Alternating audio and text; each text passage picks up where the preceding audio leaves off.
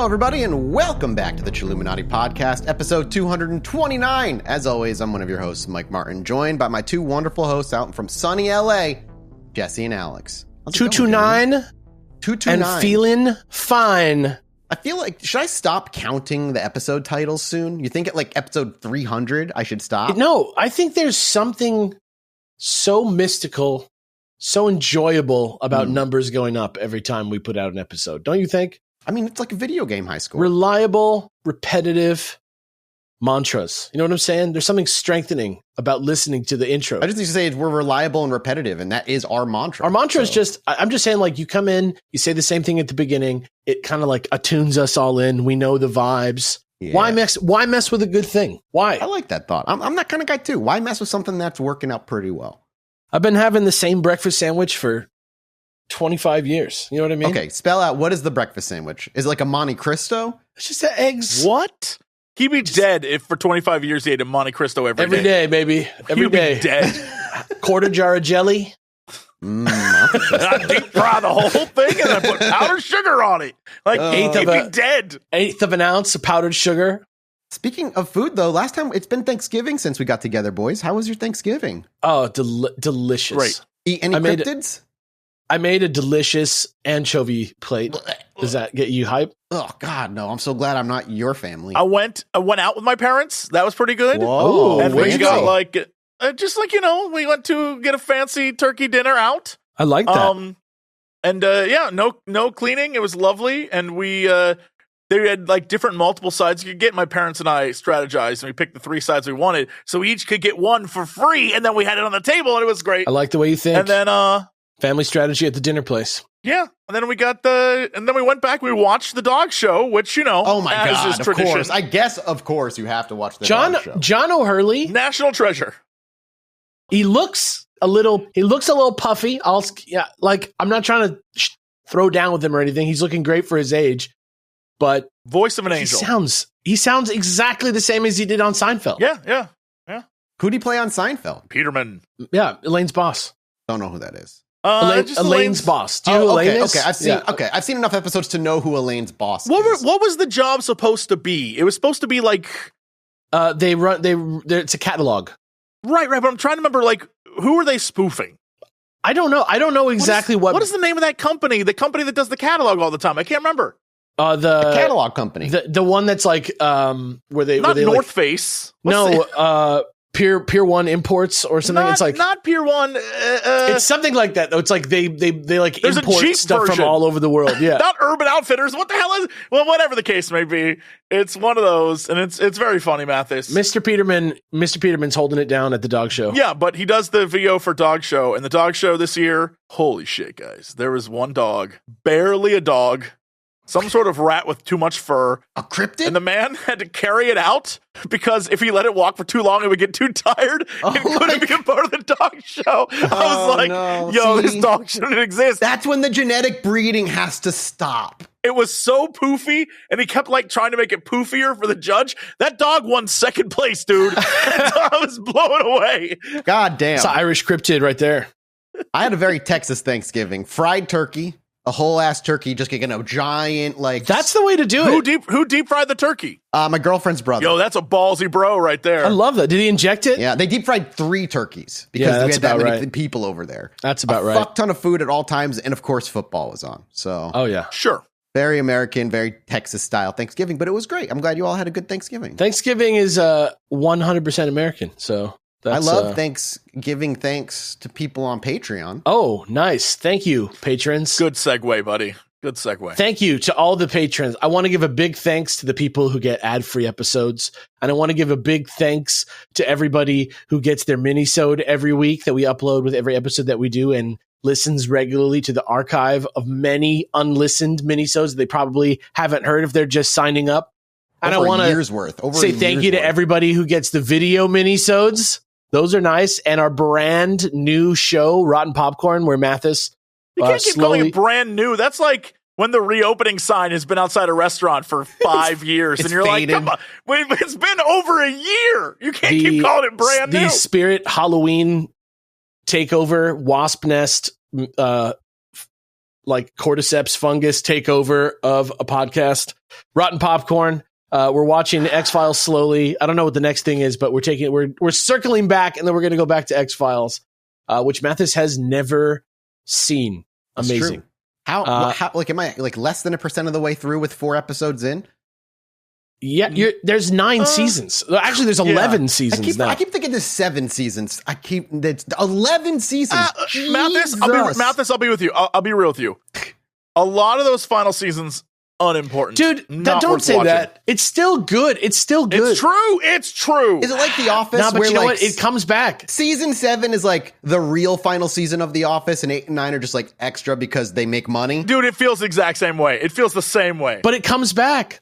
And the new stuff is good. Is it? Well, look, the new stuff is its own thing, though. I'm talking about the 90s show where eventually, like, half the cast wasn't even in it anymore, and you're like, what the hell is this? They were. Just Duchovny wasn't in it. That's a huge loss. Just Holy not shit. Mulder? Yeah, But they added Robert Patrick.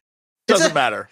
Michael Scott Amazing actor. Isn't needed Doesn't matter. to make The Office work, okay? We don't need Michael Scott. It's fine. See, Mathis gets it. Mathis understands. Okay, so don't spoil, but what season would you consider like canonical last season for X-Files? Whatever the season was that the movie came out, Fight the Future came out. I think that's after season 6 is when the movie came out. And actually it's when Mulder leaves. But then when Mulder comes back at the end of season 9, it's like the show they actually do wrap the story up. It's pretty wild. Okay. Monthly digital art poster from Studio Electro. Right. Patreon. Thankful for that. Thankful for anybody who will ever give us $10,000, boldface, no Never cap. happening. We officially have somebody who tried and then it got declined. What's up with that? They're not rich. Put your money where your mouth probably is. the bank was like, "Are you crazy? Don't do that." Are you a movie star? Come on, just once. Just fuck around. Are you just a once. movie star? If you're a Just movie star, once. Are you a producer? Are you a software engineer? Come on, just once.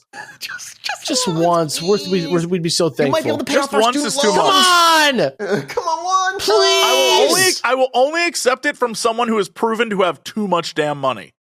Yeah. Like, Fair if Jeff enough, Bezos gave, I'd be like, yeah, no, that makes sense. But if like John, if Jeff Bezos gave, be like, that's John it? the accountant gave, I'd be like, don't do that, John. Come on, you don't need to do that. Jeff. Yeah, Please. Jeff, you have too much money. Come on. I believe whatever you want. Amazon is a value, dude. Yeah. It is certainly not pushing smaller businesses out. Those people have plenty of time to go to the bathroom. Yeah. All your employees seem to love it. See, I would do that for you, Jeff. No, I wouldn't. Completely unprompted. I just want to talk about how much time everybody has to go to the bathroom. When I'd take that man's money and be like, F that guy. That guy sucks. I'd roll around in his money and be like, he's a goober. The biggest goober. And he treats everyone poorly. Yeah. Patreon.com/Chilluminati Get on down there. Today's episode's an exciting one, gentlemen, and actually ties into X-Files a tiny, tiny bit. What? The poster, synonymous with the X-Files, I want to believe. Oh, I want to believe. Do you know where that photo is from? Fox Mulder. No, incorrect. Fox Studios? Also incorrect. Fox Special Effects Department? Fox No. Mulder Studios? No, Chris Carter's fan fiction? Is that the one where they have sex with the aliens? No, that's your fan. Yeah, that's Mathis. Right. That's Mathis Presents Alien Theater. Alien Burlesque Theater. That's going to be a special at our upcoming live show that's already done by the time you're hearing this. Yeah. If we had the audacity, we would start every one of our shows with a 4.5-minute burlesque performance. Bum, bum, ba bum, bum, ba bum. But like sexy aliens. We'd hire a troupe of sexy aliens. What are those things called that you put your hands near it and to make music? What is that shit called? And it's in like, oh, what the fuck is it called? A theremin? What? Oh, okay. Bro, my mind was clawing for something to like match your description. Love that. I got you. Oh, I'm here for it. I covered you guys. Here's my promise. It won't be this next live show, but it'll be a live show, one only, where I will have a burlesque act to open up the show. Solo. I want Alien, good Mathis burlesque. acts. Just stand by. We should have a comedy, like an alien-based comedy guy open one time. We're doing it. We should hire that Bigfoot band that's on TikTok to open for us one Oh time. my God, yes. This is happening. I want him. We need to, bring him out. We're gonna just go real weird with it. That's the new vibes. It's just gonna be a showcase of weirdness. Yeah, we Let's have go. to balance out the fact that Mathis no longer calls us fake celebrity names. Yeah. And instead, it's all Bigfoot banned all the time. No. So from X-Files, this poster, is a real photo from an individual who has claimed that he had contact with aliens, and that photo is one of many photos he has taken over his lifetime. A man by the name of Billy Meier. Does that name ring a bell at all? No. Isn't that the guy who's got the record in King Kong? No. That's his cousin, Billy. What is his last name? I don't know. What is that? What was the guy that Billy Mays? Billy Mays. He died. Willie Mays. Willie Mays. Nope.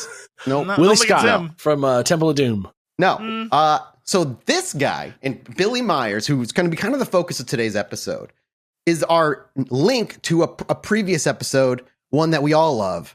The one about the 12 different alien races, the MJ-12, all that shit. Oh my and one God, of those yes. races I said we would do an episode on, and that is today. Because today we're talking about nothing but Pleiadians and what they want to do here on Earth. Pleiadians? Yo, they talked to the Red Hot Chili Peppers. They also are are kind of known as Nordics occasionally. It's a deep cut. What'd you say, Jesse? I was lost in alien thought. No, it's fine. I was leaving a deep cut for the listener about Red Hot Chili Peppers.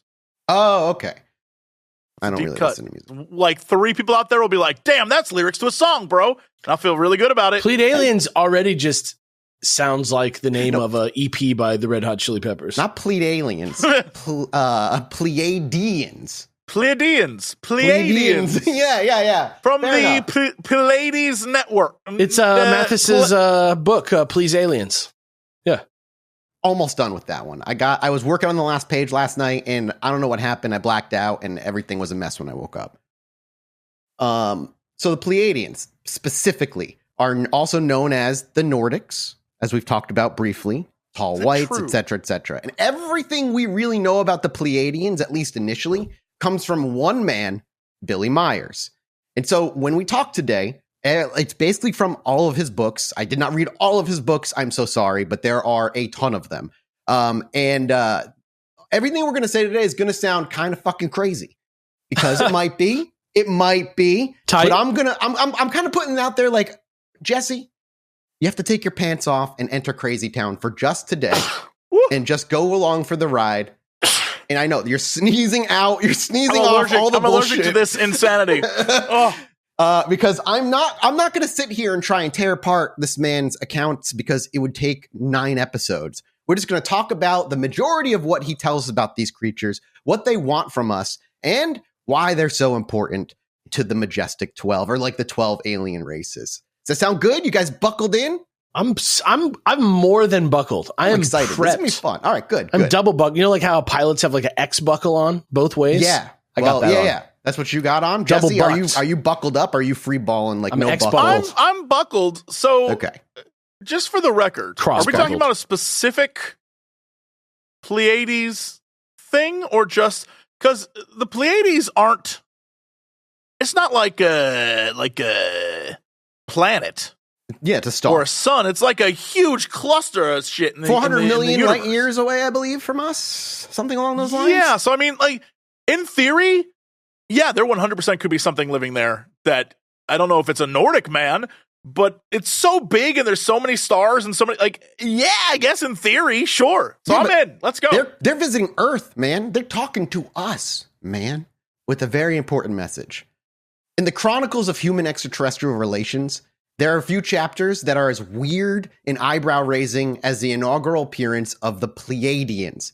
I think about that lady we talked about. Do you remember the one who went off and had like a child with an alien and was gone for like 5 months on Earth, but it was like Sure, 2 yeah. years for her? It's in that kind of like echelon of bizarreness. The tale of them reaching out to Earth doesn't begin in a high-tech laboratory, not a government facility, but in the 1950s with a simple boy, a Swiss farmer by the name of Billy Meier, whose close encounters from the 1940s all the way up through the 70s and 80s make even the most seasoned ufologist maybe be a little curious Did about. you call him a little boy? Called him a little boy. Yes, He's a little boy. He's a farmer. he will become a farmer. He's living on a farm now. He becomes a farmer when he's older. Like, it's just what he does. But in the moment, in his first, Just imagine like a little 5-year-old farmer. I don't know. Yeah, That's what he does. That's what he does. I could mean, see in the 40s, I bet you he was doing work around the farm. He probably was. You know, picture this, because we're not in America. This man lives in Switzerland. We're in the serene Swiss countryside. Cows are grazing. The Alps are a backdrop, and then suddenly, in the 40s. Yeah. Yeah, all right. Yeah. I mean, like... Is that not what Switzerland looked like in the 40s? Did it look different? I mean, it always has looked like that. It's just the 40s was a rough time for Europe, so I feel like... Oh, yeah. You know, it wasn't perfect, but... Well, you know, the Switzerland, famously neutral about everything. Pretty chill in Switzerland. Yeah, pretty chill in Switzerland. Yeah, you're kind of just chilling out in the weird farmland, pretending you're not hoarding Nazi gold. I'm just picturing like a bunch of 5-year-old kids like getting up, having their coffee, getting on the fucking plows, like wha-cha, like riding their horses out. Is this a world where adults are no longer alive? No, it's just a bunch of kids. Okay. I just believed you dead ass. I was like, yeah, 5-year-old kid Putting on their farmers hard in Switzerland. hats. Yeah. That's how it was Putting in the 40s. on their gloves, putting their tool belts on. Yeah, believe well, you. Getting suddenly, nagged by the wife. you're being nagged by your 5-year-old Family. wife. Lots of mouths to feed. They have a 1-year-old together. It's rough. Out of nowhere, Billy is contacted by an extraterrestrial. It's like kind of like a scene straight out of a sci-fi movie, except there's no like sci-fi elements. What do you mean He's out of being talked nowhere? to Yes, there in is. his There's an mind. extraterrestrial In though. his mind. There's no spaceship that shows up. There's no like beaming him out of the ground. So somebody just reached out like, sup, bro? One day? Yeah. So he's just laying in his bed and he just heard like, Billy. Yeah, you know, kind of, I guess. He doesn't really give a ton of details. He was 5 years old at the time. I'm an alien.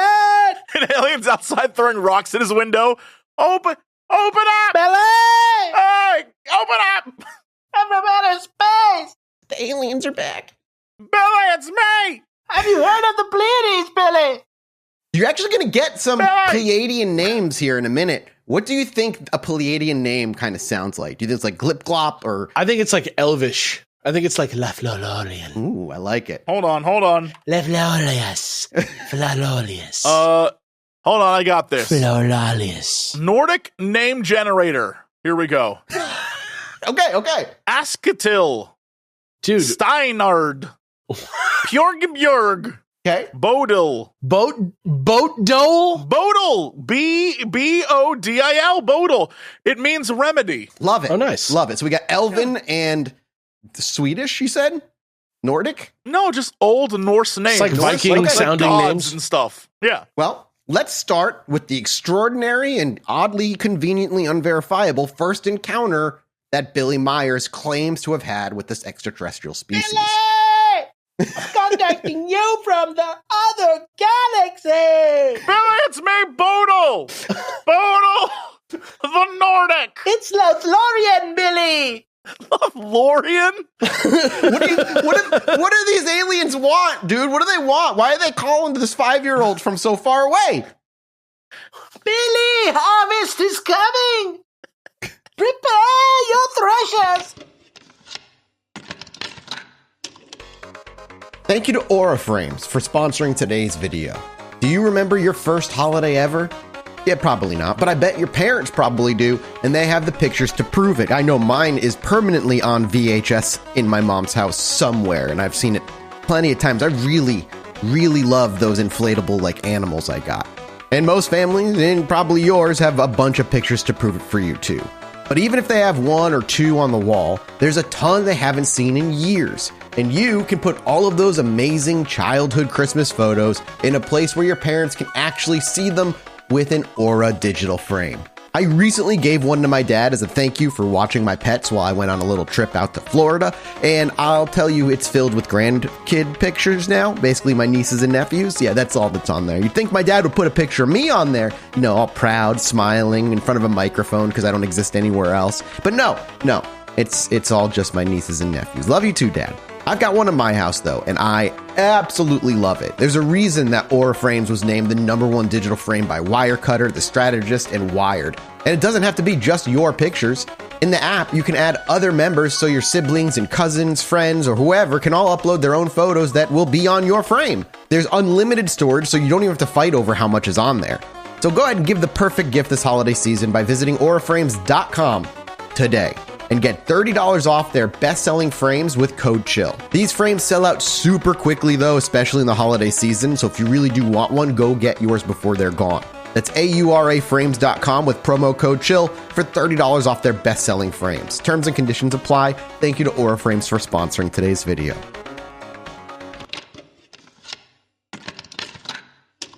Okay, I'm just going to take it from there. Billy's journey into the cosmic unknown didn't start in adulthood, according to him, but rather in the innocent days of his childhood. We could picture a younger Meier hanging out in that Swiss countryside like I painted so extravagantly for you earlier. 4 years where the most old this exciting time, event is probably something like, what's grizzled. exciting in Switzerland in the 40s? A cow parade? Like, what World do you War do? Okay, yeah, fair enough. The Nazis. Yeah, you're just panicking that you're not going to get bombed all the time. Yeah, it's pretty Actually exciting. very exciting in like the It's worst a lot way. going on. But this exciting life for young Billy wasn't destined for life of like, I don't know, Swiss chocolate making. Like, he was marked for something much more interstellar. Was that, listen, I'm sorry if I offended anybody, all right? What kind of farm is this? I don't what kind know. of- I don't know what kind of farms are in Switzerland. Chocolate farms, yodeling farms, maybe. Oh my God. I think he learned about Switzerland from It's a Small World at Disneyland. I was actually, I was there a few weeks ago, and that's where I started Switzerland? writing the script on the ride. Oh yeah, I saw you there. That guy streaking through It's a Small World. Yeah. My underwear was just flesh colored. Your underwear was just flesh colored. Is that what you said? Yeah. That's like the worst excuse. That's like that's such, it doesn't help anyone, that excuse. Oh, my underwear was just flesh colored. I wasn't nude. Yeah, that's fair, right? Legally, I'm correct. Does that hold up in court? Okay. Once upon a time in the mystical land of Switzerland, known for its watches, delicious chocolates, and aversion to conflict to the point where it's almost criminal, a most extraordinary event occurred. Enter Billy Meier, a Swiss boy with a penchant for extraterrestrial diplomacy for some reason, who one fine day in 1942 claimed to have done what no man had done before. Chat with an alien, not from the planet Pleiades. Billy, it's me, Galadriel, Lady of the Wood. I've come to talk with you. Billy! Stop Bombadil! Then let me out of the movie, Billy! It's criminal. That's a great plot in Lord of the Rings, dude. They should have been in the movie, all right? Do you think that's why it would have made no the Lady of the sense. Lake went to Arthur because Billy wasn't answering her calls? Can you just verify? Can you just verify a detail of this story for me really quick? Uh-huh. You keep calling him a boy and then telling him and then saying like, this little boy has a penchant for alien diplomacy. Yeah. You'll see. You think it does? You think that's accidental? Are we talking about a 5-year-old boy who talks to aliens? Yes. And some of the lessons... Is he a farmer? And some of the lessons they give is diplomatic intergalactic diplomacy. Is he a farmer? To a 5-year-old. Is he Correct. a farmer? He's a 5-year-old that lives on a farm. Okay. This whole thing is a 5-year-old. Yep, so far.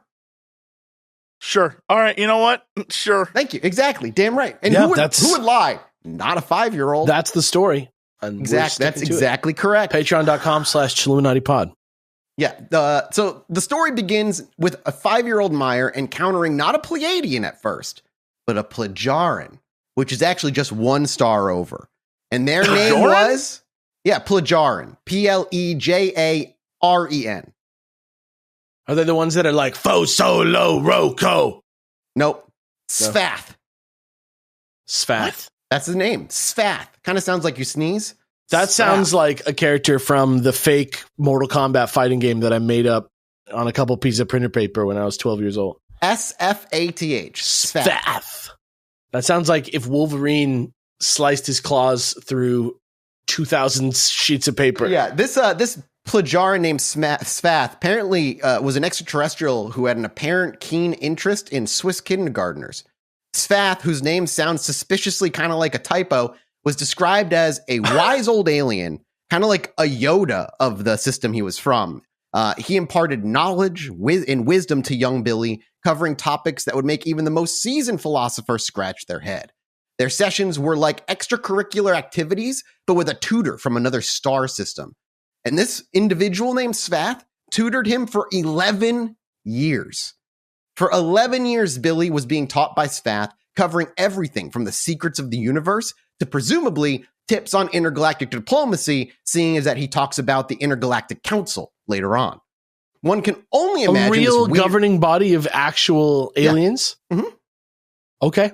We talked about them before in an older episode. Of course we did. It's been a while. Yeah, That's why I remember them so well. Yeah. It was very important. I'm surprised you don't remember them. No, I've got it right here, right in the center, in the front of my brain right now. All right. Well, then start looking at the center of your brain. You're going to need it. Yep. One can only imagine this weird parent-teacher, like, kind of like, if this was a parent-teacher meeting, I imagine the parents would be very confused because the things he was being taught were, and I'm going to give you a list of 4. Of course, what all aliens always tell us every fucking time they come across us, warnings about environmental damage and the death of the planet. Meier reported that the Pleiadians expressed concerns about our environmental degradation here on Earth, warning about the consequences of pollution and resource depletion, even giving a few predictions of what was going to happen if we didn't stop, which we'll talk about closer to the end of the episode. Billy, numbered chocolate's days are. You must learn how to move rocks with your mind, Billy. Also included spiritual and philosophical teachings. The messages of these teachings often contained, like, supposedly offering insights into the nature of This is all happening in his mind? Yeah, well, he would start showing up over time. In person? In person, yes. In his house? Yeah, like outside in his house. His parents never saw them. Out while he's driving cattle alone. Yeah, kind of shit like that as far as he like explains it. Again, he doesn't list what every single meeting was, and he kind of keeps a lot of it vague, but there's a lot of books out there. You can go read more. These philosophical teachings are like teaching him about the nature of existence, what human consciousness is, the development of a more spiritually aware society. Again, he's 5. Historical and future predictions also became part of his lessons. And some of Meier's accounts include alleged Pleiadians' insight into Earth history and predictions about future events, ranging from geopolitical developments to natural disasters. And so 11 years of this. So it was between him being 5 and 16 years old that he's getting lessons about all this stuff. David Grush, his name will be Billy. Secrets. God damn it. He will carry with him. Protect him at all costs. From the T-1000. And finally, just kind of information about extraterrestrial life. Meier claimed that they provided him with information about life on other planets, the workings of the universe, often challenging conventional scientific understanding as far as I imagine he knew it as a 5 to 16-year-old. So that's like the first encounter Billy has with an extraterrestrial over 11 years. And like I said, it's taught all kinds of bizarre things. From there, though, Billy would transition as Billy transitioned from child to young adult. After 11 years of teachings, moving into 1953, his extraterrestrial guide, Svath, decided it was time to pass on the baton by dying. And so entered the next of the roster of extraterrestrials that would teach our dearest Billy, Asket. No. But not from... Yeah, go ahead. There is another. Bajorgian. There's another Plajorian. That boy was all lost hope. There's another Plagarian. His name is Strodes.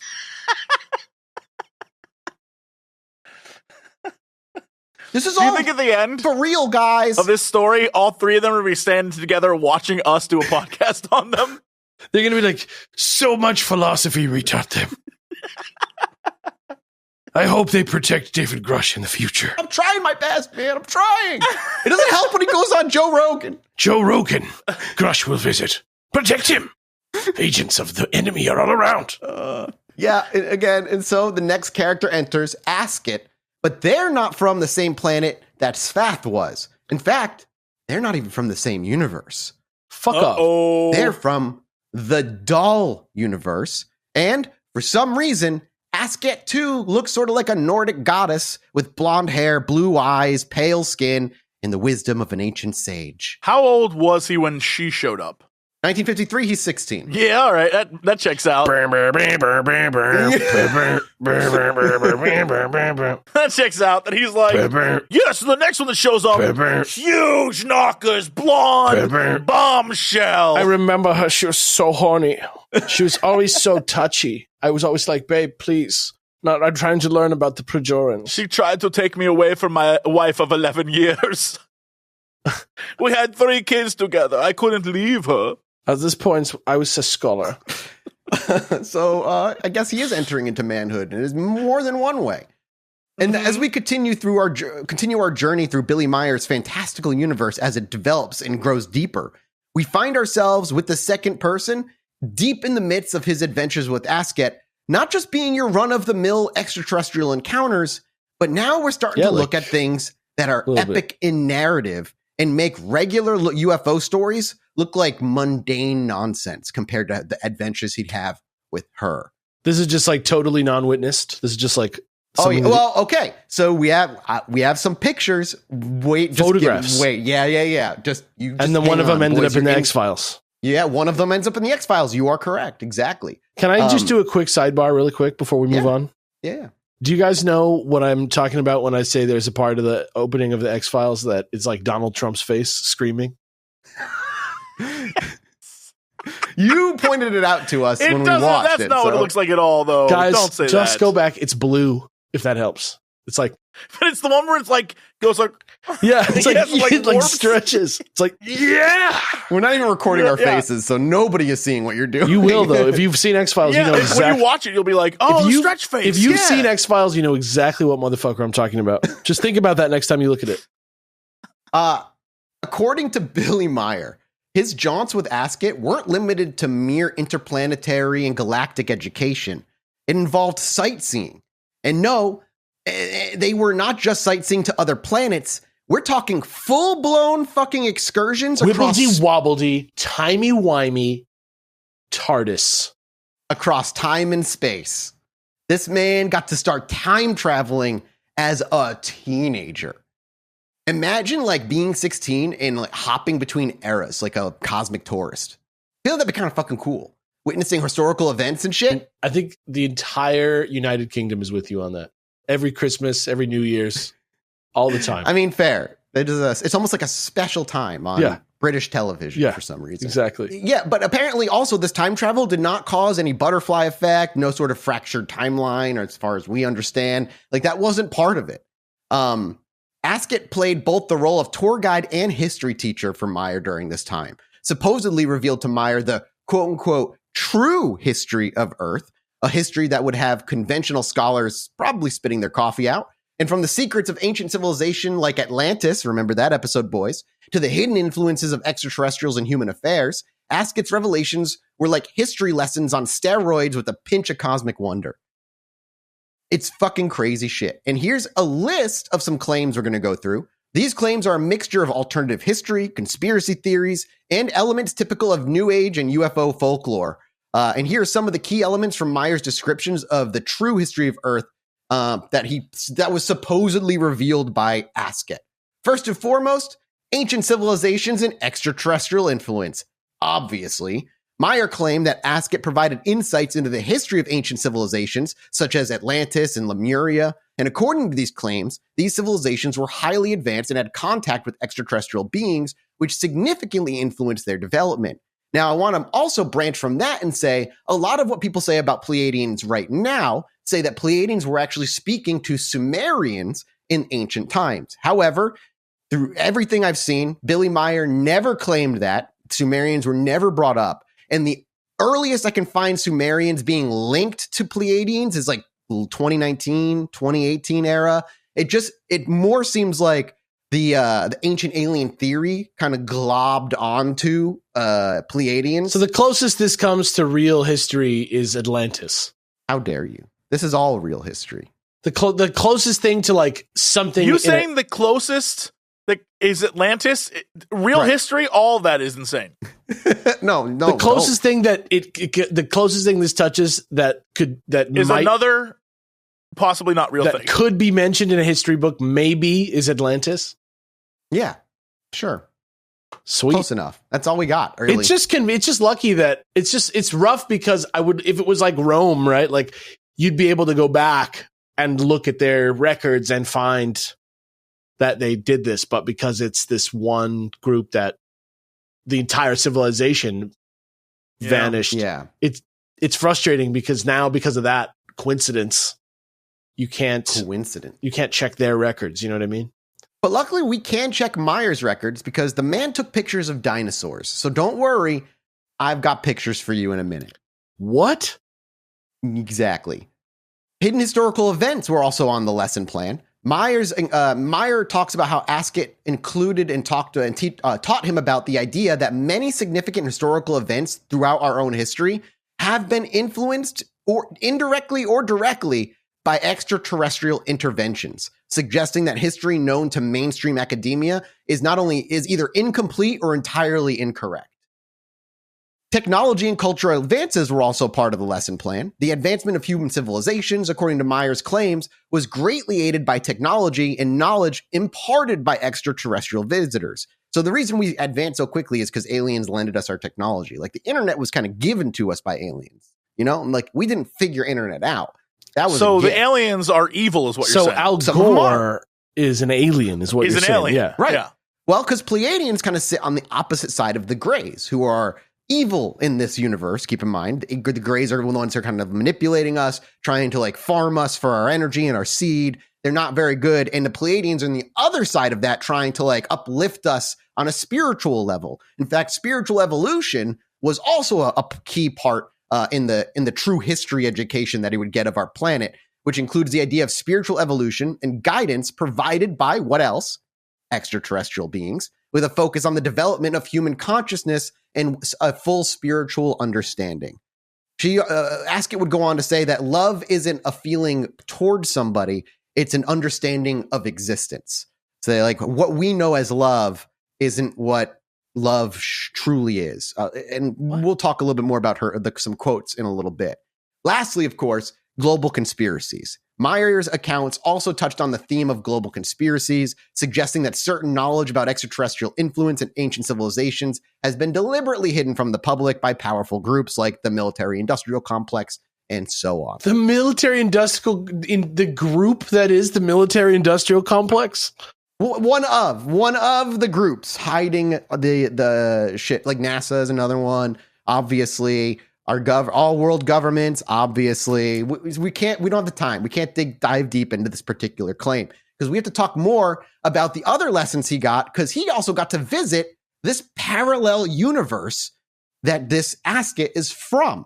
Meier's description of the doll universe, Asket's home turf, paint a picture of a place that could give the best sci-fi realms a run for their money. The good guys are bad, and the bad guys are good. What? Whoa! The Justice the bad guys League have mustaches. It's called the Injustice League. So, first and foremost, the doll universe is parallel to our universe. It's described as a sort of twin or parallel universe to our own, and this concept plays into the idea that there are multiple, perhaps infinite, universes existing alongside each other, each with its own unique characteristics and their own laws of physics.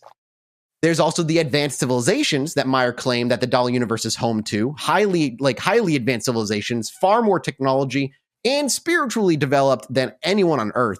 And these civilizations were portrayed as having overcome many of the social and environmental challenges that Earth is facing right now. And I say right now in terms of the 1960s, 1950s when he was talking about it. Then obviously there's the whole aspect of interstellar travel and communication. The beings from the doll universe, like Asket, are depicted as capable of interstellar travel and talking across huge amounts of space, including the ability to just cross universes. And this implies a level of technology and understanding of the cosmos that far surpasses human capabilities, and you'd be hard-pressed to find any details on what that would be from Billy Meier himself. Then there's spiritual and ethical evolution. The inhabitants of the doll universe are often described as not only technologically advanced, but spiritually and ethically evolved. They are portrayed as beings who live in harmony with each other and their environment, embodying ideals that Meier suggests humanity should aspire to. And finally, the doll universe is depicted as a source of wisdom and guidance for Earth. The beings from this universe, like Asket, are said to share their knowledge with select individuals on Earth who are worthy, like Billy Meier, to help aid. How do you know someone's worthy at 5? Dude, maybe he just got like a shine. You know, maybe they look at him and they're like, he would believe us. You and that's all they seem need. really chill, dude.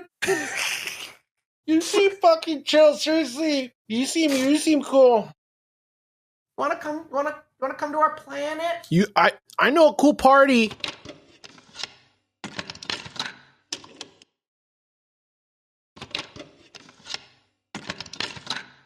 So, first, you might be like, hey, you mentioned photographs. Would you boys like to see some extraordinary evidence of his time travel? Yes. Yes. Some dinosaurs. Yes. So first one, let me just go ahead and get you the link. Oh my God. I hope it's, I don't even know what I hope. What kind of dinosaur are you hoping you're going to see? Brontosaurus. And it's going to be goofy as hell looking. Okay. Here is, well, let me link it for you. Or Stegosaurus, one of the two. I think it's going to be like round. Round. Okay. Puffy. Like puffy. You know that meme dinosaur? That like yellow meme dinosaur? Yeah, I do. That's what I expect. Well, there's your link to the first photo. Whoa. This is familiar to me.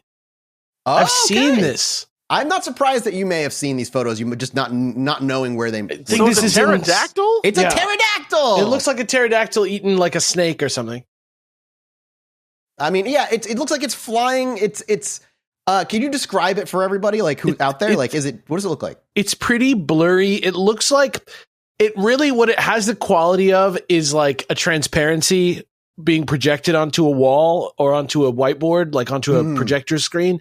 It's kind of blurred. It's kind of out of focus, soft focus. It's a pterodactyl with its wings outstretched from the front with its little dinky feet down there. It looks biologically like it could be a real creature.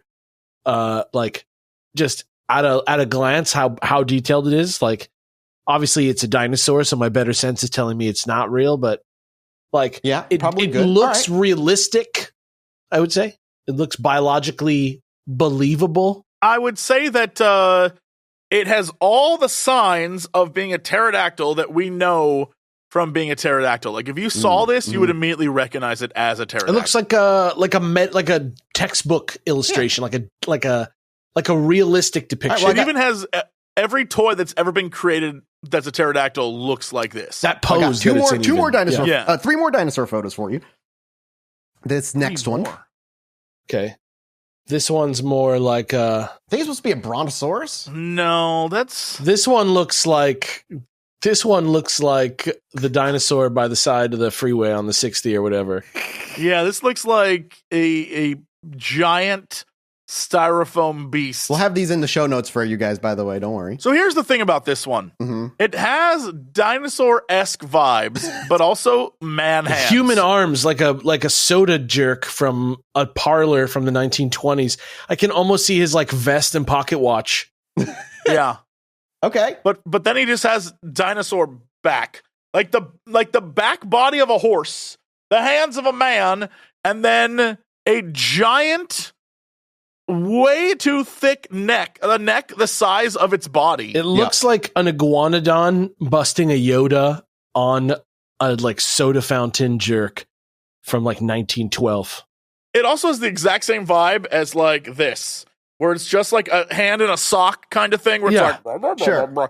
It has that paper mache dinosaur vibes. Yeah. Right. Yeah, that one looks less real. If you go out and look, like I'm showing you just a few, but there are so many. Here's pictures of the pyramids from, supposedly in history. There's a bunch. Here's the next one, boys, and then I got one more after that one, and we're done with dinosaur pictures. But these are my favorite. What the shit is it? This one looks like in Arrested Development, where you find out later that it's like Tobias's ballsack. And they thought it was like a topographical map of Iraq or something like this. This looks like a taxidermy alligator with fake googly eyes in it. It does look like someone took a camera right up to one of the like old Godzilla man in a Godzilla suit things and put it right up next to it. It does not look real at all. You know when Daffy Duck has a gun and something happens where like Bugs Bunny like turns the barrel of the gun around so it's facing when he fires it. And it gives him like that, like blasted face. Yep. It looks like a horse did that. Well, I got your last one already linked. What are they called? Diplodocus? Is that what they're called? Gallimimus, right? Gallimimus. Yeah, whatever the one from Jurassic Park is. Yeah, the one that they run from. Yeah, run from. Yeah. It's the exact same look at that. The question that I have is, why are all the photos different gradients? Different cut, like and why are they like silhouettes? I mean, a good question. it's, maybe time travel hurts the camera. Like, that's not how cameras work, though. The camera would have a signature look on all the shots. One shot wouldn't be black and white, and one shot wouldn't be like a weird green thing. Like, it wouldn't be that way. Yeah, I don't know what that's about. So he used different kinds of cameras, but they were a variety of 35 millimeter cameras. He brought multiple 35 millimeter cameras to the dinosaur age. No, just over this dude has hundreds and hundreds of pictures over the years of him trying to prove. Do you think he got all those cameras from all that hard work? And I assume the chocolate mines? Like, what did he do? Probably. I mean, you farm chocolate in Switzerland, so you don't go to the mines for chocolate. What happens? You go to the mines to hide the Nazi gold. What is going on in Switzerland? I don't know anything. I thought it was just kind of German and kind of French. Am I wrong? You know what? I would love to. Are we just going to go to Switzerland and find out what's going on there? If this show just becomes next live shows in Switzerland, let's do it. Can the Swiss government invite us? We'd love to learn. We're here. We'll do a little travel show with you guys. Well, I'll eat all the Swiss. What is the Swiss stuff? Is the roll really Swiss? The Swiss roll? I will drink all your booze. How's that sound? Yeah, I'll drink all your booze.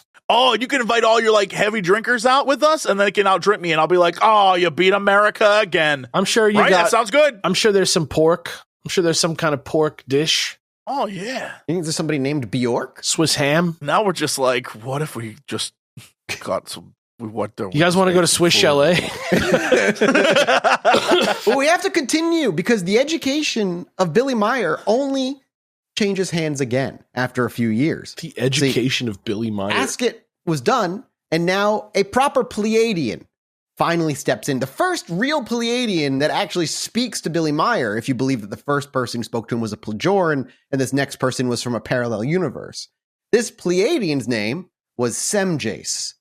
Semjase. Samjase. Yeah. Samjase. All right. And luckily for Billy Meyers, it seems that German is a very popular language across the galaxy because Samjase was fluent in German and came with her own set of teachings and insights. Moreover, another her, my man. Let's go. This guy, every time he's horny, he's like, I wish I had a girlfriend from space. And they show up. There she be. Samjase also was the granddaughter of Svath. What? They age just like us? One of them died. Well, yeah, Svath died, and now his granddaughter is here. Yeah. And she continued. She actually picked up where Svath left off, delving into the complexities of human life, et cetera, stuff that, we've already kind of covered. And with Samjase's arrival, Meier's story took a turn into the tangible. He presented photograph of Samjase's spacecraft, which he lovingly referred to as not UFOs, but he called them beam ships. And these weren't your typical like blurry UFO shots, but clear, almost studio quality images for some of them. And the UFO community fucking went on fire when these things popped off. And the skeptics, you could feel them drawing their knives and sharpening them for these photos. So I'm going to share with you like a BBC article for right now that simply just has the photo, like a handful of photos. It's like when teens cracked the lightsaber effect. Everybody's yeah, just like, yeah. Yo! So you're going to see in these photos, you're going to see familiar ones, including the one that's from X-Files, I want to believe.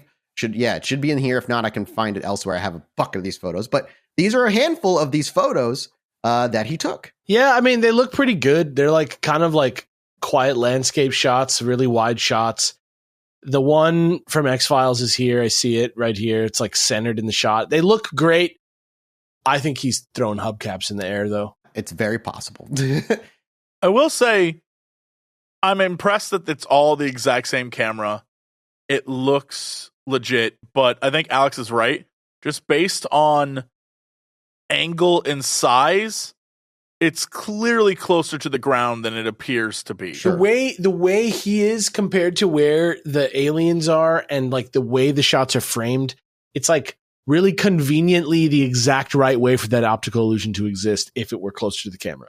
Absolutely. And I'm actually going to share with you now 2 more photos, and I'm going to see if something like you pick something up on one of them that might hint that you might be correct. These might be actually like not real. It's a man's hand.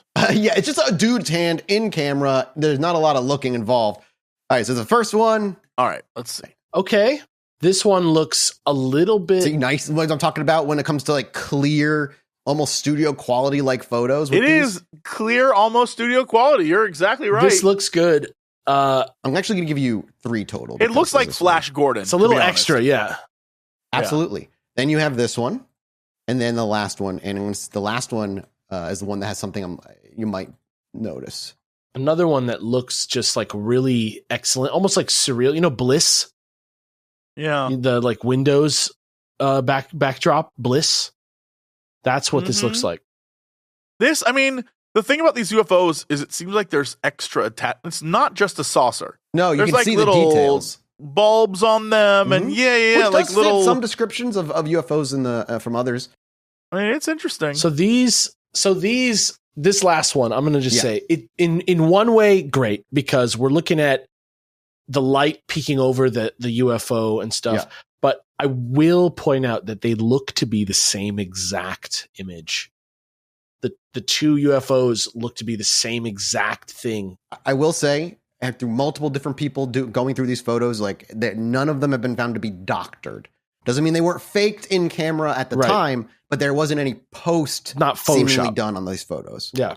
Yeah. The last one has the issue that it's really hard to tell, and I might side on the fact that it's in front of, but there's a tree in the UFO. Could be in that tree. And the UFO appears to be in front of the tree, That's exactly, which would make it extremely small. That's exactly the thing I noticed too, and that's what I was talking about, because it's on the edge of the tree.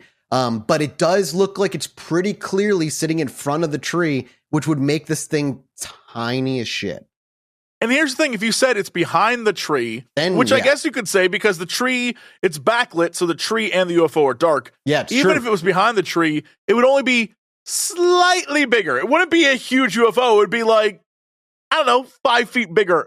Which you make another excellent point too, because again, if you look close into the picture, Jesse, one of the branches that disappears into the darkness, it does pop up on the other side of that tiny shadowed lump. So it's very possible it is in front of the UFO, but because of the shadows and because of everything out, it's fucking, we don't know. We can't know. But no matter what, even if it's in front, it's very small. And if it's in back, it's just small. But either way, it's not intergalactic. We're traveling 7 feet tall Nordics. You know what I mean? Like, it's not happening. They're cropped weird. Like, the way, like, it could be somebody holding a fucking fishing line off to the side. Like, how weird the photo is cropped and how the angles are. Like, it could be that. It could be the tree. It could be a stick in the tree. I'm going to drop a link. You don't need to open it. This is mostly for show notes. But this is one of the sources I'm using. It's a 155-page deep dive into somebody doing research into Billy Meier extensively. Oh, my God. And towards the middle is where you'll find more photos, which is where some of these came from as well. Oh my God, this is right. some. Dude, I do my deep dive, baby. I don't fucking, I don't fucking short out on this shit. I know Billy Meier pretty well right now. Billy Meier and we're good friends. Is he? He might still be alive. So those photos are again really crisp. The other photo we do have that he took that I'm going to share with you now as well is a picture of who is supposedly Asket herself. He took a picture of her. Yo, let's go. I can't wait to see this. I cannot wait.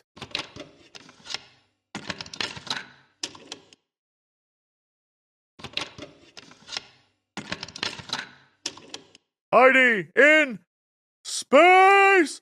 Yo, okay, she just looks like a blonde, like a woman. 1970s go-go dancer, like a 60s. Yeah, she doesn't look alien at all. None at all. Yeah, I think I dated her once, to be honest. She has like human makeup on. I don't know. That'd be so It just weird. looks like a blonde woman. That's from like the supposedly her. 1960s. Now, 1950s, I guess. people have done some digging and believe that this is actually a photograph of a woman who was a famous singer in, I think it was in like Germany at the time. I'm trying to find her name. I accidentally. Why would he use a picture of a celebrity though? Dude? Okay, so here we go. We're gonna. That's like when someone tries to catfish you and they use like Jessica Biel, a person you can just search on Instagram. This is a comparison photo from one person. It's a bit hard to tell on this one, I think. I see it. The hair is pretty perfect, but the cheekbone, the bone structure on the cheeks could be different, but also the shadow on the first picture could be wrong. So I don't know. It looks enough like them that if you told me they were the same person, I would believe you. Yeah, it's the quality of the shot and the shadows. Like in the first shot, though, her hairline appears to be lower than the second, but that also could just be, again, because her hair was styled different. You know how that shit works. So, yeah, I don't know. Also, I think there's probably a difference in age here. Yeah, like this, the second picture looks like it's like 15 years later or something like that. Yeah, she looks older in the second photo. Like, I can see her being a young woman in the first photo and then like a middle age in the second. Sure. Okay. Yeah, absolutely. I can see that for sure. Michelle Delafave. That's the supposed woman's name. So, the photos are at the very least decent. And here's even more evidence to kind of throw in his direction of doubt. He confessed to his wife in the future that some of the photos he staged, trying to convince people basically like I have real photos. They're all so exactly. Like, you have that problem for absolutely. Like it definitely muddies the waters a bit. And then his wife would later go on to say that they were all faked, obviously. Right. Yeah. Except for this one. The dog that said, "Sup, guys." Yeah, except for this one in particular. So we're looking now at this new individual showing up, Samjase, showing up on a, not telepathically, but on a beam ship, a being with ethereal charm and proposing as an intergalactic ambassador. She's not just any alien. She's a human-looking one, complete with long blonde hair, blue eyes, because in the universe, it seems blondes are just the more popular one. I don't understand why everybody has to be blonde-haired, blue-eyed. I just don't know. I have an idea why. The initial meeting between Meier and Samjase reportedly involved conversations that went beyond the usual general introductions and immediately began discussing things within minutes of the fate of humanity and the secrets of the universe. Oh, shit. Yeah, Tight. like we went real deep instantaneously. Samjase, according to Meier, wasn't here just to enjoy Swiss scenery. She came bearing messages of spiritual enlightenment, warnings about Earth's future, insights into cosmic laws, and these teachings kind of were like, I don't know, they kind of seem like TED Talks, but with more UFOs and less awkward audience interaction. Well, Can I just say that I love that it seems like the vibe with aliens and Earth is that it's like a place where they go to just like vibe out with some fucking primitives and fucking like smoke some weed and like talk about shit and just be like save your planet, bro. Yeah. All right. Bye. And so we arrive now at what I've dubbed Samjase's Cosmic Law 101. These aren't your everyday laws like don't jaywalk. These are the supposed universal truths that govern existence, delivered by the Pleiadian with a flair for the enigmatic. Cosmic Law number 1, the harmony of the cosmos. First on Samjase's syllabus was the concept of cosmic harmony. Imagine her explaining that the universe is like a giant orchestra where every star, planet, and comet has its part to play, and Earth is currently that one off-tuned trumpet blaring a solo when it's not asked to.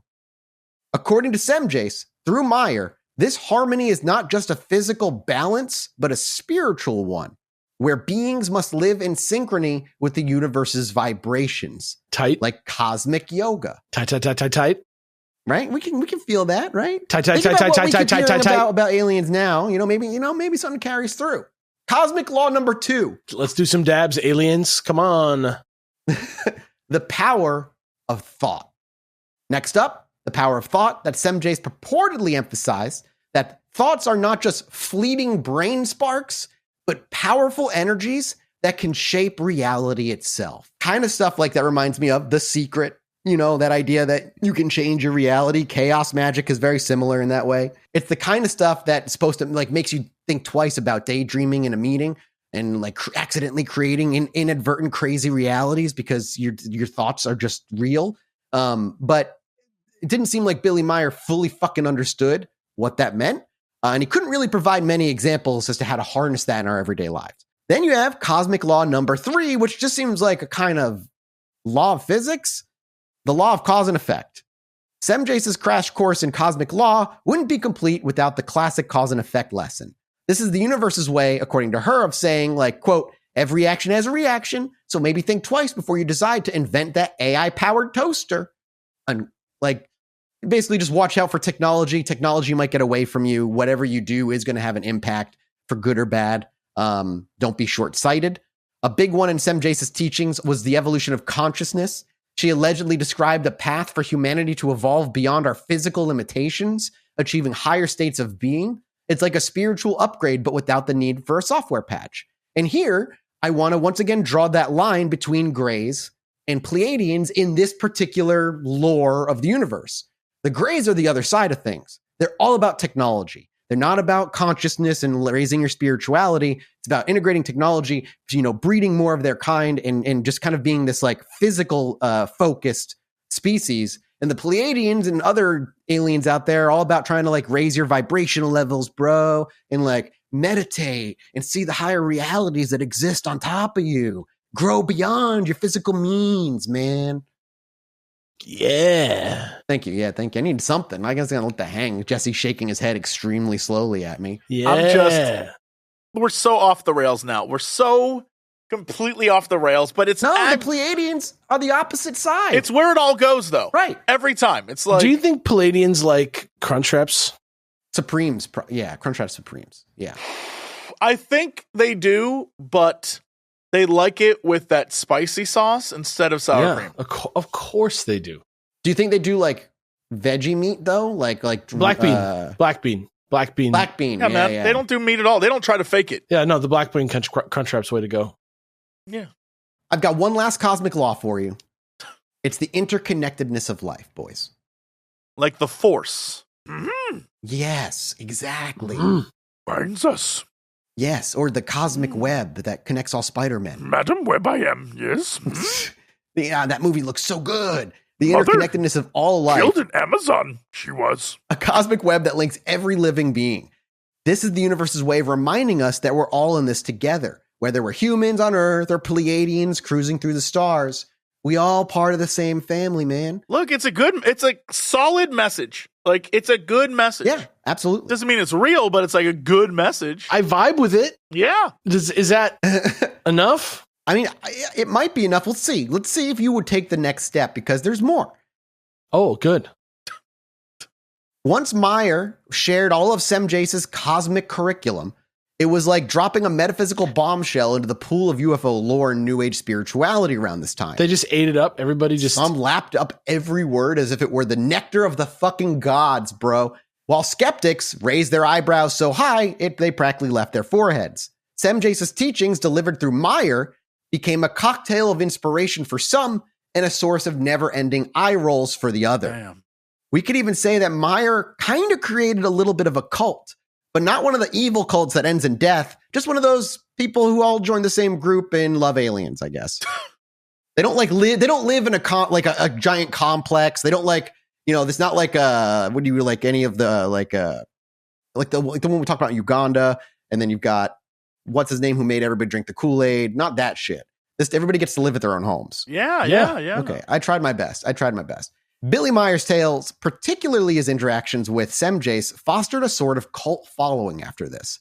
This was not just like a fan club, but it was a kind of like a congregation of believers hanging on to every word of the Pleiadian gospel according to Meier's. Seminars would start, books became regular, and websites dedicated to his experiences as the technology advanced sprouted like mushrooms, each spreading the word of the cosmic laws and Earth's supposed destiny with higher vibrational living. The group that came together, that he eventually founded as a nonprofit group, was I'm going to butcher this because it's in fucking Dutch. Freie Interessengemeinschaft für Grenz- und Geisteswissenschaften ufologische Studien. It sounds so Dutch. What it translates to is the free community of interests for the border in spiritual sciences and ufological studies. Well, sure. Also known as FIGU. FIGU. FIGU. FIGU is not usually referred to as like a cult in the conventional sense of the word, but rather as a group or community of individuals who are interested in and support Meier's claims about extraterrestrial contact and other spiritual and esoteric topics. This was founded in Switzerland in the late 70s, and FIGU serves as the main platform for disseminating Meier's teachings and messages. The organization publishes books, periodicals, and other materials related to Meier's experiences and the philosophies and information he claims to have received from the extraterrestrial beings. FIGU also organizes events, lectures, and discussions centered around Meier's work. So you can see where this is more and more becoming this man's way of making money and less about him and his experiences with these creatures. Like, if this was now, he would just start a fucking Patreon. Maybe. And after the narrative saga of Billy Meier's encounters with Samjase, one might think the cosmic storyline would finally take a breather. But in the ever-surprising script of this dude's life, the universe had more characters to introduce, expanding his interstellar social circle beyond the Pleiadian single envoy. Now, some say these characters started popping up when skeptics started prying for details, and in an effort to add layers to his story to make it seem more believable, these characters were brought in later in the story as opposed to brought in right away when he supposedly would have met them. He's basically telling people about these aliens after the fact instead of like as it's happening. So there's a lot of doubt as to if they were real or not. We're just going to look at two of them. The first that showed up is Ptaah, Ptaah. Is very Klingon-esque, it feels like. Yeah. Ptaah is described as a senior figure in the Pleiadian hierarchy who stepped into the narrative with the gravitas of a seasoned space traveler. He is portrayed as a fatherly figure, offering guidance and wisdom to Billy, and sometimes serving as a counterbalance to Samjase's perspectives, trying to give him more of an open look at things. Ptaah is not your average Pleiadian. No, this dude's like the big shot. He's a head honcho, a cosmic commander-in-chief of the Pleiadian fleet, or so they claim. And according to the believers, Ptaah is the mastermind behind the Pleiadian agenda on Earth, and he's here to drop some serious knowledge on us so we can wake up, sheeple. One of Ptaah's supposed missions is to help us poor ignorant Earthlings evolve spiritually. He's here to teach us the secrets of the universe, the mysteries of consciousness, and the art of achieving inner peace. Because, of course, when you're an enlightened being from another star system, it's your duty to school us on how to reach our full potential. We've learned that by now. And let's not forget, he's doing all of this while rocking a fucking sick costume, a cosmic cape, and a crown made of stardust. Hell yeah. This dude is just, I imagine he stands there and the wind just billows his cape naturally. I'm going to picture Elrond from The Lord of the Rings. Yeah, dude. Yeah, he's like a space Elrond. Hey! It's me, Elrond from the White Council! It's the smell. One of Ptaah's supposed... Hey! I need someone to take a ring to Mordor! My pal Gandalf's here! Lemba spread, Billy! Lemba spread! One of Ptaah's supposed missions... helping us here to evolve spiritually. Oh, his ambitions don't stop at spiritual enlightenment, by the way. No. He's also apparently working behind the scenes to promote world peace and harmony with our governments. You see, Ptaah and his Pleiadian posse want us to put down our weapons, give up our territorial disputes, and just start hugging it out, dude. Just start loving each other. Nothing says world peace like an interstellar being with an otherworldly accent telling us getting tongue-kissed by an interstellar being, brother. Yeah, let's do it. Dude, I'll volunteer. I'll be the ambassador if it brings world peace. Now, you might be wondering Mathis some peace. Yeah, what? Sorry? If it brings Mathis a peace. If it brings Mathis a peace, I'll bring world peace. I love it. Yeah. There's my new slogan. Elect me, 2024. I'll run for president. For what? Oh, God. Elect me. Yeah, don't worry about it. I'll great. Now, you might be wondering how Ptaah communicates with us mere mortals, and just like most Pleiadians, he prefers the old-fashioned method of channeling. Yeah, he's telepathic, and according to those who claim to be in touch with Ptaah, because of course there are others now who also claim they have been contacted by Ptaah, they receive his wisdom through a cosmic telephone line that connects directly into his Pleiadian brain. He basically can reach out from anywhere in the galaxy and just telepathically speak with people. It's like, it's just like this fucking telepathic telephone. And then the next person we're going to talk about, and the last one of these alien people that show up in his story, is Quetzal, who's kind of like an engineer and historian in a way. Quetzal, Quetzal, of the another Quetzalcoatl variety. It may seem familiar to you, Jesse, but maybe that's because the name comes from an alien who visited Earth long ago. Oh, some sort of winged, feathered serpent, eh? Some sort of eternal being. Yeah. Some sort of new god. Maybe. This dude's another prominent figure in Meier's tales. It's kind of cast as like an engineer and historian, and his role in this particular narrative that Meier continues to weave was often to provide detailed technical information about spacecraft and extraterrestrial technology, as well as historical insights that challenged Earth's recorded history. With Quetzal, Meier's studied stories devolved into the realms of alternative history and advanced alien engineering. Quetzal, the name itself, sounds like something straight out of a Mayan temple or an ancient mythology class, but no, Quetzal isn't an ancient deity. This dude is supposedly just a modern-day Pleiadian luminary. Let's unravel the cosmic mysteries around this dude. Quetzal is often portrayed as a wise and benevolent Pleiadian being with a penchant for imparting profound wisdom upon us Earthlings, but with a cooler name and a knack for dramatic entrances. According to the believers, Quetzal has been hanging around Earth incognito for some time, watching over us and occasionally whispering cosmic secrets in the ears of those he deems worthy. Because who needs guardian angels when you've got Quetzal hanging around? One of Quetzal's supposed missions is to help us, what else? Evolve and elevate our consciousness. He's here to remind us What else? Exactly. He's here to remind us we're not just a bunch of evolved apes with smartphones, people. We're spiritual beings with untapped potential. And who better deliver this message than yet another Pleiadian in a snazzy cloak, and now this time, a feathered headdress. Like a that's from North American indigenous tribes? Except it's from Pleiadia talking to a Swiss man. What kind of feathers are they? Don't know. Bird. Avian. But like...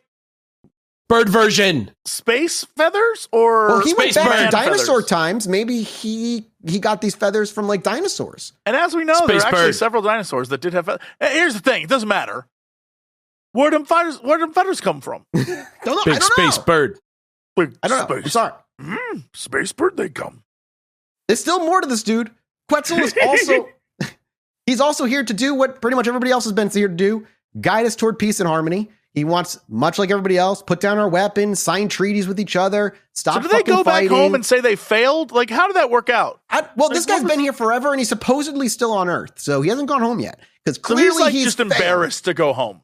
I would be. He came with a mission. It's like, guys, I suck at this. Dude, yeah, if your job was to bring peace and harmony, and you have to call in and it just keeps getting worse somehow, like, just stop calling in. Just go Every missing. time I think we're gonna have peace and harmony, someone blows something up. Yeah. It's just wild. And surprise, surprise, he communicates with us in the old-fashioned channeling method. He, once again, handpicks chosen humans to serve as his messengers, allowing them to tap into his celestial wisdom. And these chosen few then share his teachings with the rest of us, ensuring that Quetzal's cosmic guidance reaches every corner of the globe. Sure. Just real quick. Why is the chosen few not people with any power to actually make things happen? Maybe the Greys already have their clutches in the people who are in power. So instead, they're like, all right, get the 5-year-olds. Well, you got to start young. If you're going to have an intergalactic This isn't emissary, you have cigarettes. to This is groom aliens them. trying to save the planet. No, you got to groom your intergalactic diplomats. That's not. I don't think that's how What? diplomacy works. Are you a Pleiadian? Okay. I mean, all if right. I'm it's a cultural I'm difference. smarter is the than point. them. You can't say if you are or not. They can move between star systems, dude. No. That's technology one of the smart ones came up Fair. with. Just like I didn't make cars, but I use them. You know what I mean? All right. I'm just saying. I guess. You can't say they're all smart. There's probably like 4 smart Pleiadians. The rest of them, idiots. Idiots who go to planets like, I'm here to help you find your chakras, bro. Now let's do this weed and go look at the stars. Let's do this weed. I love when I do. That's what it's like hanging out in my house when Mathis comes here for Chilluminati live shows. Are you trying to say I make you just sit at home and smoke weed all the time when I'm there? I don't think you make me do that, but that's what happens. It's just what happens. You know, I got to enjoy it while I can. As Meier's extraterrestrial network grew, so did the skepticism. Critics pointed out the convenient expansion of Meier's context following the publicity, and scrutiny of his earlier claims. The introduction of new characters like Ptaah and Quetzal was seen by some as an attempt to just add layers to a story. Yeah, it went a little too far for some. And despite the skepticism, Meier's expanding universe still continued to captivate a segment of the UFO community and New Age followers, even to this day. The new characters and their teachings contributed to the growing body of literature and discussion surrounding Meier's experiences, further cementing his status as a prominent, if controversial, figure in the world of ufology. And the Pleiadians, those intergalactic fashionistas who have apparently taken a break from their busy schedule of stargazing to grace us with their presence, these supposed extraterrestrial beings that hail from the Pleiades star cluster, and according to some, here on Earth for quite the shindig of raising our vibrations into cool, chill vibes, these guys are still around. The Pleiadians also claim that they've been here for a long time, heralding a new era of love and unity on Earth, again, failing. They want us to put aside our differences, failing. Stop fighting, failing. And, stop worrying about the technology. A lot of their messages seem to be focused on fixing the planet, stop using technology as much as we do. And if you're wondering if they're still in contact with us, well, according to believers, they're doing it in a way that's both incredibly elusive and highly convenient for those peddling the messages. You see, Pleiadians supposedly communicate with select humans through channeling to this day. And these people... Yes, they channel where a chosen individual opens themselves up like a cosmic telephone line and lets Pleiadians drop pearls of wisdom into their brain straight out their mouths. These channelers regale us with tales of interdimensional conversations, offering profound insights and spiritual guidance. Of course, it's all very hush-hush, and you have to be in the inner circle of believers to gain access to these divine communications. Sound more like a cult every day. But hey, why not trust someone who claims to be a conduit for celestial beings, right? I mean, we already have Mormonism. We already have the Pope on Catholicism. Every good religion has somebody who can communicate with the head honcho. If they're a conduit, I am onto it.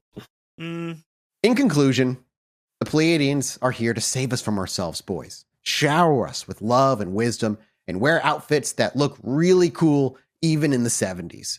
Whether they're still actively contacting us now is a matter of faith, or perhaps gullibility, depending on your perspective. But one thing's for sure, they've certainly made their mark in the ever-entertaining world of extraterrestrial encounters and New Age UFO and spirituality. Spirituality. And Billy Meier, fake or not, has etched himself into the pillar of UFO history. And Billy Mays will sell the ShamWow or whatever he sold, OxyClean, forever. And now you know where that photo from I Want to Believe is from. I feel like I'm even closer to X-Files than I was before. Yes. Okay. My last question. Would you fuck a Pleiadian? If they look like that? Yeah, hell yeah. Damn right. That's the only answer. Peace and love, man.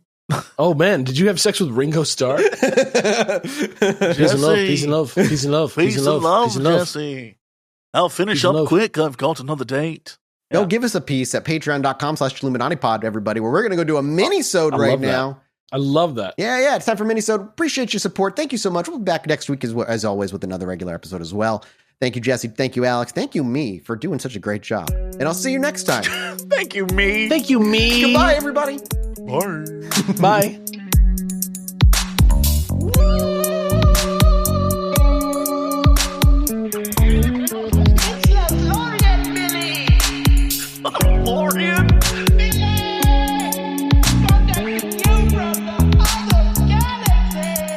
Hello, everybody. Welcome back to the Chilluminati podcast.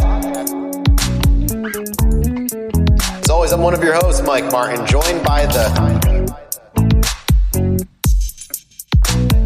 I don't know who they are. There's two. What? Terrence Hill and Bud Spencer. No. Neo and Trinity. No. I don't understand, and I probably never will. Let me just tell you right now that there's two Leon Kennedy and Claire Redfield. I'm telling you, I think he literally just looked up famous duos. Cheech and Chong. And has just been going through the list ever since. I'm trying to dig deep. Which one of you is Dick Powell? Me? Your name's Jesse Cox. I want to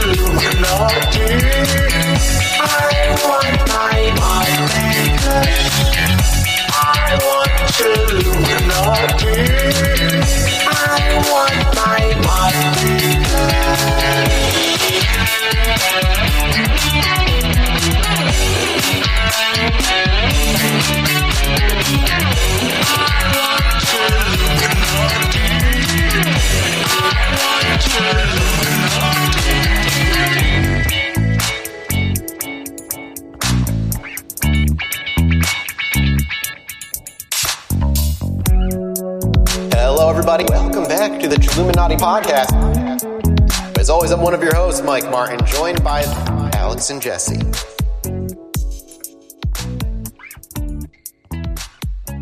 Like a shooting star across the sky that's actually a UFO.